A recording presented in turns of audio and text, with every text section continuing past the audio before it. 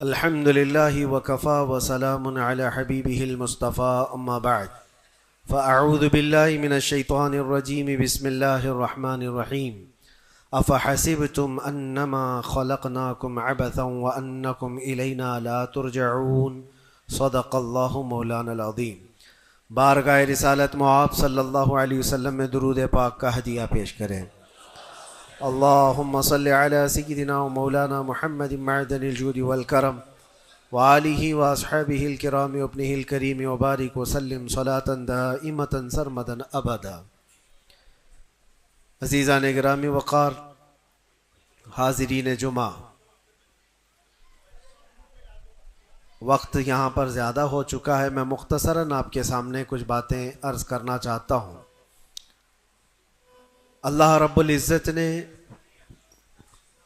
انسان کی جو تخلیق فرمائی، انسان کو جو پیدا کیا، اس کی زندگی کا جو مقصد بیان کیا گیا ہے،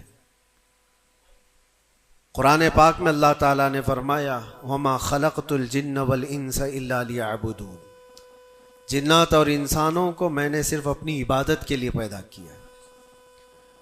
جس چیز کو جس مقصد کے لیے بنایا گیا ہے، اسی مقصد پہ اس کو عمل کرتے رہنا چاہیے۔ جہاں وہ چیز اپنے مقصد پر عمل چھوڑ دیتی ہے تو پھر وہ کباڑ کے قابل ہو جاتی ہے۔ کوئی مشین اگر گھر پر لائے ہوں، مسالہ پیسنے کی مشین، مکسر، اگر وہ اپنا کام نہیں کر رہی ہے تو پھر وہ مشین گھر میں رکھنے کے قابل نہیں ہوتی۔ واشنگ مشین کپڑے دھونے کے لیے استعمال کی جاتی ہے، اور اگر وہ کپڑے دھونا ہی چھوڑ دے تو وہ اپنا مقصد چھوڑ چکی ہے، اب اس کی جگہ بھنگار میں یا کباڑ خانے میں ہی ہوتی ہے۔ انسان جب اپنی زندگی کا مقصد بھول جاتا ہے تو پھر اس کی بھی دنیا میں رہنے کا کیا حاصل ہے؟ اللہ تعالیٰ نے جس مقصد کے لیے اس کو بنایا تھا، اب یہ مشین اس مقصد پہ نہیں چل رہی ہے تو پھر اس کے لیے جہنم کا ایندھن تیار ہے، جہاں پر اس کو ہمیشہ کے لیے بیچ دیا جاتا ہے۔ عزیزان گرامی وقار، میں ایک بات آپ سے یہ عرض کرنا چاہوں گا۔ اللہ کے نبی صلی اللہ تعالیٰ علیہ وسلم نے اسی لیے بار بار ہمیں تنبیہ فرمائی کہ جو چیز ہمیں ہمارے مقصد سے پھیرتی ہے وہ کون سی چیز ہے، کس لیے انسان غافل ہوتا ہے اور کیوں بھٹک جاتا ہے، کون سی چیز ہے؟ تو نبی پاک صلی اللہ علیہ وسلم فرماتے ہیں، میں میرے بعد اپنی امت سے اس بات کا اندیشہ نہیں رکھتا کہ یہ کافر ہو جائے گی، مشرک ہو جائے گی۔ حضور فرماتے ہیں مجھے اس کا ڈر نہیں ہے کہ میری امت مشرک ہو جائے گی، کافر ہو جائے گی، لیکن اندیشہ اس بات کا ہے، ڈر اس بات کا ہے کہ تم پر دنیا پھیلا دی جائے گی اور تم دنیا سمیٹتے سمیٹتے اللہ رسول کو بھول جاؤ گے۔ آج یہ پوزیشن پر جو مسلمان آیا ہوا ہے، امت مصطفیٰ کی یہی حالت ہے کہ دنیا اس قدر حاوی ہے کہ وہ اپنے آرام اور سکون کو چھوڑنا نہیں چاہتا۔ جو کمفرٹ زون میں جینے کا عادی ہو گیا ہے، اسے آج مشکلات کا سامنا کرنے کی ہمت نہیں ہے۔ آج میں محسوس کرتا ہوں میرے عزیزوں، جب رسول پاک صلی اللہ تعالیٰ علیہ وسلم کی عزت کی بات پر، قرآن پر، اسلام پر، دین پر اور اللہ کی ذات پر حملے ہوں تو لوگ آئیں کائیں کرتے رہتے ہیں، ابھی اپنے دائیں بائیں دیکھتے رہتے ہیں کہ میری سیفٹی کتنی ہے، میری سیکیورٹی کتنی ہے۔ چھوٹے سے لے کر بڑا آدمی ہر ایک یہ سوچتا ہے کہ خواہ اس مسل میں اپنا سر کیوں رکھنا، کیوں اپنی جان کو جوخم میں ڈالنا ہے، میرے بھی بیوی بچے ہیں اور سب مشکل میں پڑ جائیں گے۔ یہی دنیا میں کمفرٹ زون میں جینے کی خواہش اس کو بزدل بنا دیتی ہے اور اپنے راستے سے اسے ہٹا دیتی ہے۔ کبھی کبھار یہ بھی تو سوچا ہوتا کہ بیوی بچے اور گھر بار اور جائیداد اور بزنس صرف ہمارے نہیں، صحابہ کے بھی تھے، جو رسول پاک صلی اللہ تعالیٰ علیہ وسلم کے سچے غلام ہیں، ان کی بھی جائیدادیں تھیں، ان کے بھی مال و اولاد تھے، ان کی بھی بیوی بچے، لیکن کبھی عظمت مصطفیٰ اور دامن مصطفیٰ کے بیچ دنیا کی کسی چیز کو انہوں نے کبھی آنے نہیں دیا ہے۔ ہم ساری چیزوں کو پہلے مقدم رکھتے ہیں کہ کیا ہوگا. میرے عزیزو، ایک صحابی رسول کی بات اگر عرض کروں، ابو دہدہ، ایسے مالدار صحابی تھے جن کا باغیچہ پورے مدینے میں سب سے قیمتی باغیچہ تھا، سب سے قیمتی باغیچہ تھا، اور ان کے باغیچے کی کھجوریں سب سے مہنگی کھجوریں. ابو دہدہ کے باغیچے کی شہرت تھی مدینے میں. مسجد نبوی میں بیٹھے ہوئے تھے، حضور پاک صلی اللہ تعالی علیہ وسلم کے پاس ایک مسئلہ آیا تھا، ایک یہودی کا اور ایک مسلمان کا، ایک دوسرے صحابی کا. اس یہودی کے اور مسلمان صحابی کے درمیان جو مسئلہ وہ تھا ایک درخت کو لے کر کے، کھجور کے درخت وہ یہودی کے آنگن میں تھا جس کی کھجوریں اس صحابی کے گھر پہ گر جاتی تھی. انہوں نے خریدنے کے لیے کہا، وہ دینے کو راضی نہیں تھا. یا اس طرح کا ایک مسئلہ اور بھی ہے. اللہ کے نبی صلی اللہ تعالی علیہ وسلم نے رغبت دلائی، کوئی ہے جو یہ ایک درخت خرید کر کے میرے اس صحابی کو دے دے، اسے میں جنت کا باغیچہ دوں گا. تو اس وقت ابو دہدہ کھڑے ہوئے، کہا یا رسول اللہ صلی اللہ تعالی علیہ وسلم، میں سودا کروں گا اس یہودی سے. ایک ہی درخت تھا اس کے آنگن میں. اس سے کہا کہ کتنے میں تو یہ درخت بیچے گا؟ میرے نبی کی بات ہے، حضور کا فرمان ہے، میں خریدوں گا. اس نے کہا میں بیچنا نہیں چاہتا، اس کی قیمت، کیونکہ اسے پتا تھا ان کی کمزوری ہے. ابو دہدہ نے کہا کیا تجھے پتا ہے مدینے، اوالی مدینے میں ابو دہدہ کا باغیچہ؟ کہا اس کو کون نہیں سنا ہے، مدینے کا ہر بچہ جانتا ابو دہدہ کے باغیچے کی شہرت. کہا اگر میں وہ باغیچہ اس درخت کے بدلے دے دوں تو کیا تو یہ درخت مجھے دے گا؟ اس نے کہا یہودی نے، پاگل ہو گئے ہو، کیا بات کر رہے ہو؟ ایک درخت کے بدلے وہ اتنا قیمتی باغیچہ جس کی کھجوریں پورے مدینے میں مشہور ہوں. ابو دہدہ نے کہا اس باغیچے سے زیادہ قیمتی میرے مصطفیٰ کا فرمان ہے، میرے لیے نبی پاک کی عزت اور ان کی حرمت اس سے کئی زیادہ بڑھ کر کے ہے.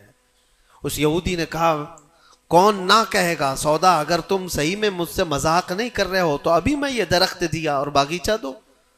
ابو دہدہ نے کہا تو نے ابھی دیا، میں نے بھی یہیں سے دے دیا، باغیچہ بیچ دیا اور ساری چیزیں یہیں پر طے کر کے اپنے باغیچے پر آتے ہیں. باہر دروازے پر کھڑے ہیں، باغیچے کے پھاٹک پر. ان کی بیوی، ان کی بچے، گھر اندر بنا ہوا ہے باغیچے کے اندر جو ٹھنڈی حاصل کرنے کے لیے خوش نما، باغیچے کے اندر خوش نما محل بنا ہوا ہے. دروازے کے باہر سے ابو دہدہ پکارتے ہیں یا ام دہدہ، اپنی بیوی کو، باہر آ جاؤ، باہر آ جاؤ اپنے بچوں کو لے کر.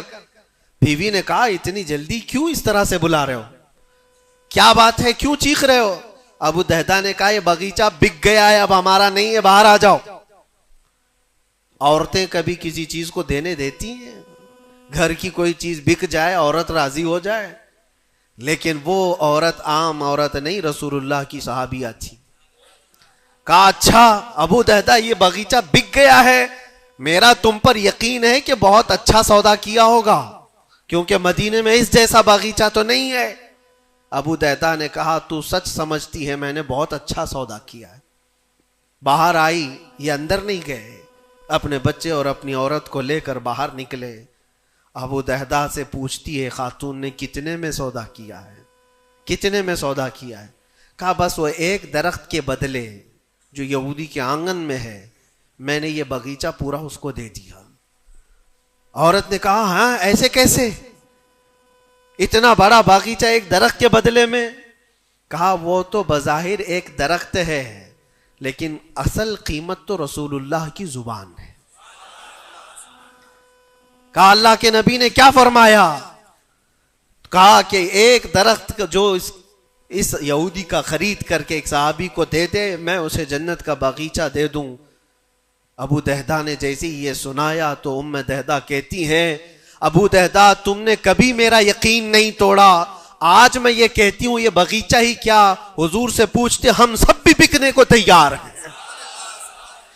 اللہ کے نبی صلی اللہ تعالی علیہ وسلم کی ذات پر یہ یقین کامل تھا، انہیں دنیا بیچ میں کبھی روک نہ سکی۔ ہمارے تو چھوٹی دکانیں ہمیں روک دیتی ہیں، ہمارے تو چھوٹے دروازے ہمیں روک دیتے ہیں۔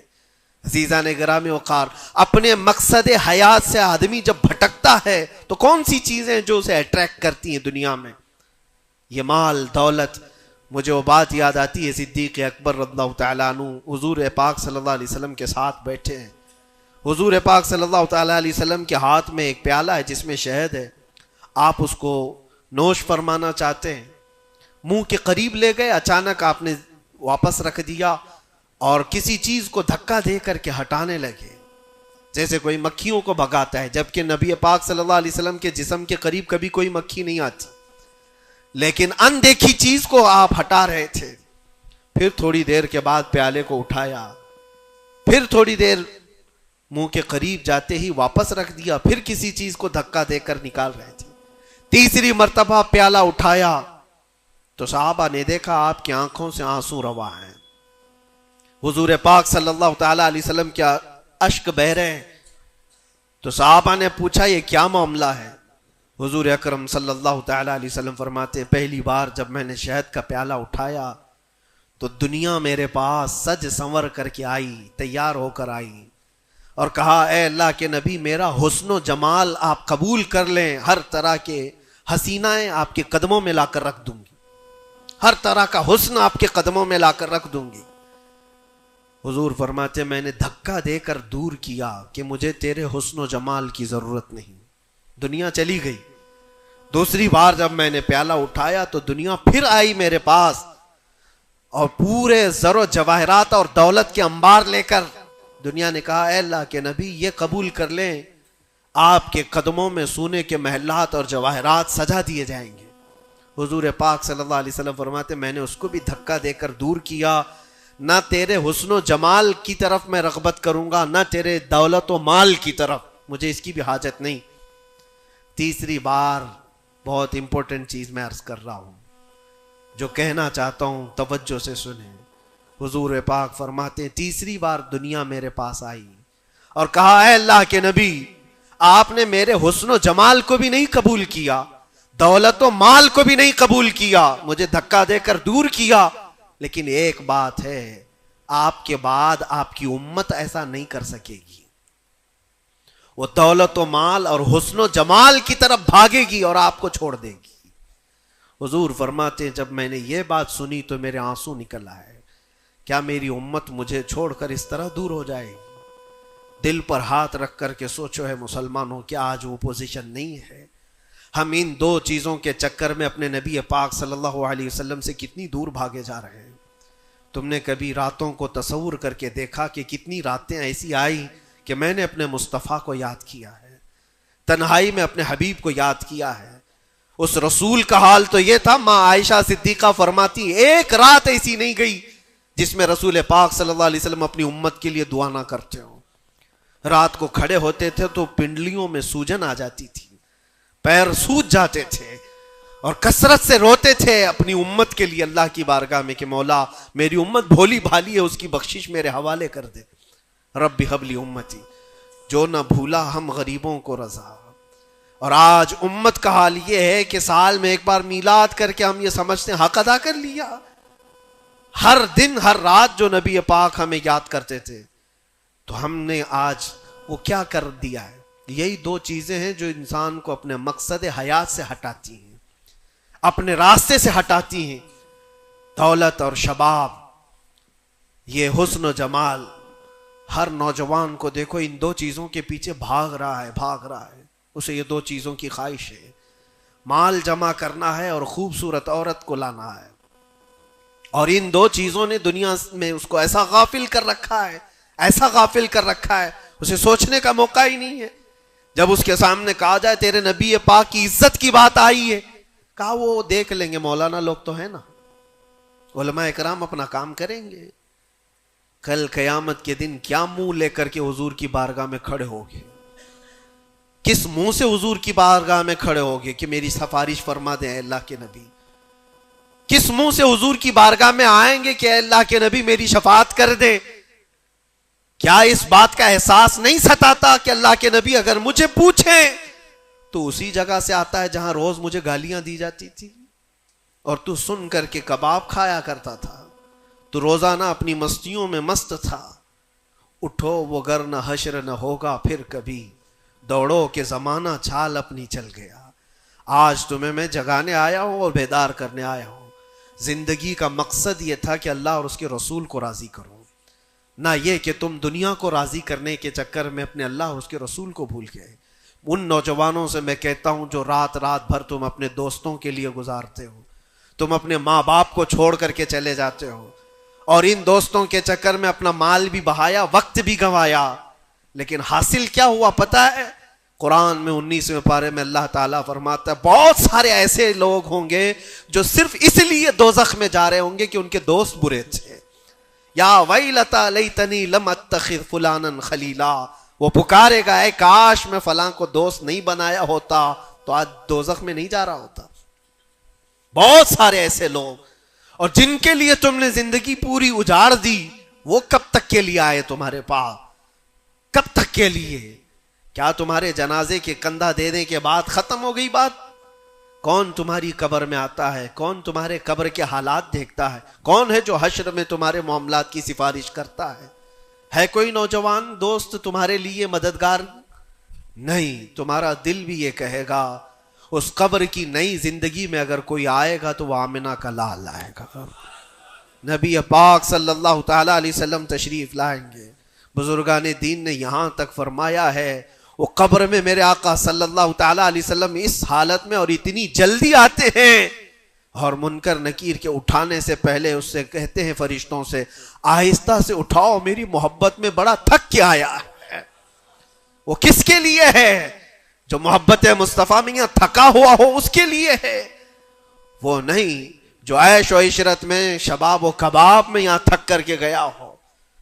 وہاں پر بھی بزرگوں نے فرمایا قبر میں حضور پاک صلی اللہ تعالی علیہ وسلم کچھ لوگوں کی، کچھ مومنین کی قبر میں ایسے بھی حالات ہوں گے کہ جب فرشتے اس کو اٹھا کر جھنجھوڑ کر پوچھ رہے ہوں گے بتا ان کے بارے میں کیا کہتا تھا دنیا میں، حضور اپنا چہرہ پھیر لیں گے. حضور فرماتے ہیں خبردار میری طرف مت دیکھنا، اس لیے کہ دنیا میں تجھے میرا چہرہ پسند نہیں تھا. جس کو پسند کرتا تھا اس کو آج بلا لے. تمہارے پاس کوئی اور آپشن رہ جائے گا قبر میں بلانے کے لیے کسی کو؟ اپنی زندگی کا مقصد سمجھ لو. جتنے لوگ ڈائیورٹ کرتے ہیں ادھر ادھر، ان کی طرف توجہ نہ کرو. کبھی آپ گاڑی چلا رہے ہو، جو لوگ گاڑی میں بیٹھے ہو ان کو اچھی طرح سے معلوم ہونا چاہیے. اگر یہاں سے نکلیں آپ پونا جانا چاہتے ہیں، تقریباً 150-200 کلومیٹر کا فاصلہ ہے. راستے میں بہت سارے مناظر آتے ہیں، بہت سارے اچھے منظر دیکھنے کو ملتے ہیں. کبھی پہاڑیاں ہیں، کبھی درخت ہیں، کبھی جھیل ہے، کبھی کچھ ہے، کبھی کچھ ہے. تو کیا اس راستے پہ گزرتے ہوئے جو چیز اچھی لگ جائے وہیں رک جاتے ہو؟ تمہیں پتا ہے نہیں مجھے تو پونا پہنچنا ہے 2 گھنٹے کے اندر، میرا راستہ آگے، میری منزل آگے ہے. جتنے درخت آئے خوبصورت دیکھ لیا چل پڑا، پہاڑ آئے دیکھ لیا چل پڑا. دنیا کا سفر ایسی ہے جتنی چیزیں شہوتیں تمہیں اپنی طرف بلاتی ہیں، اگر نظر پڑ گئی تو نیچے کرو اور آگے بڑھ جاؤ. تمہاری منزل یہ شہوتیں نہیں ہیں، تمہاری منزل تو اللہ کے نبی کے ساتھ جنت میں جانا ہے. تمہاری منزل وہ ہے.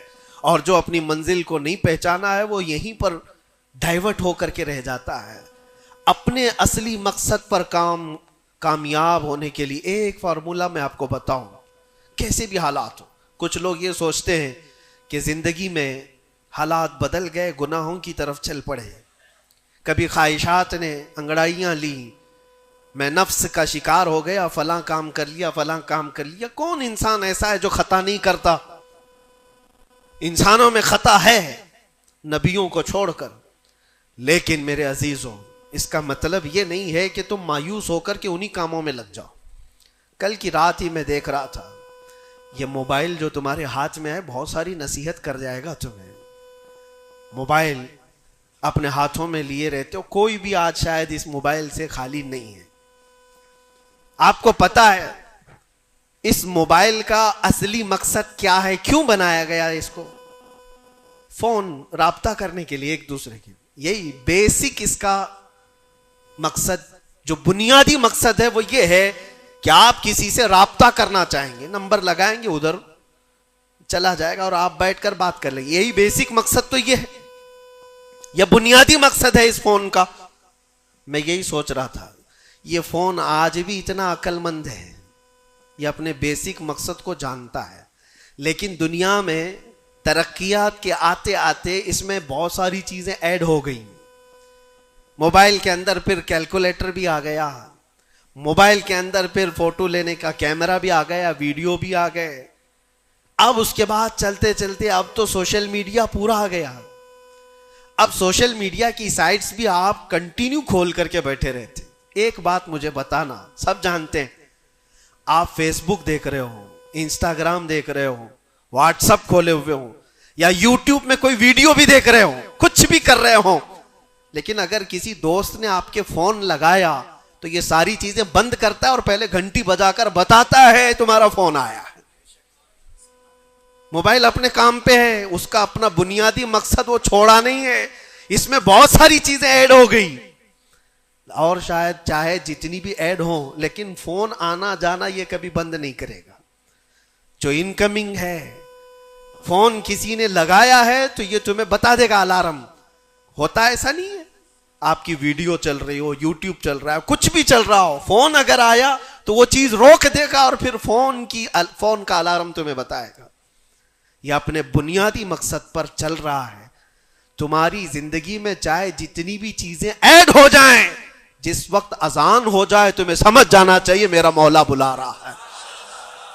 میرے اصلی مقصد کے لیے میں جو دنیا میں ہوں وہ اللہ کی عبادت کے لیے ہے. میرے رب کا فرمان، میرے رب کا اعلان آ چکا ہے. چھوڑو ساری چیزیں، جتنی بھی چیزیں ایڈ ہو جائیں اس چیز کو روکنا. اچھا، اور دوسری ایک چیز یہ بھی ہے اس موبائل کی، میں محسوس کر رہا تھا یہ بہت اچھا ہے بیچارہ، یہ موبائل اپنے مقصد پر کامیاب ہے، اس لیے کہ اس کو کبھی کسی کے ہاتھ میں دو تو ہی گندا بنتا ہے.